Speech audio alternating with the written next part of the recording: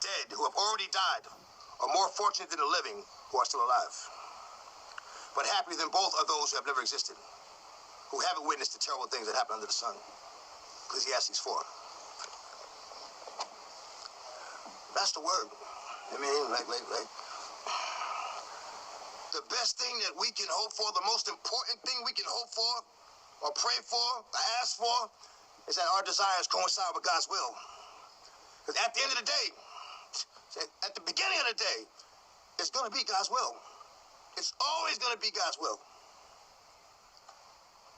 And you try to understand what his, why he does what he does, and it's going to end up with a headache. Just do the right thing. Do the right thing. You know what I'm saying? Ecclesiastes 3. There is a season for everything, and a time for every matter under the heavens. A time for giving birth, and a time for dying. A time for planting, and a time for uprooting what was planted.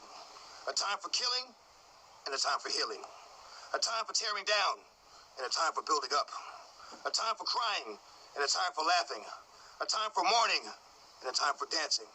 A time for throwing stones, and a time for gathering stones. A time for embracing, and a time for avoiding embraces. A time for, a time for embracing, and a time for avoiding embraces. What? Come on. A time for searching, and a time for losing. A time for keeping, and a time for throwing away.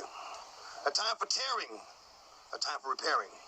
A time for keeping silent, and a time for speaking. A time for loving, and a time for hating. A time for war, a time for peace. I mean, like I said, it goes back to, you're going to start with a prayer, you're going to do this with a prayer? Yo,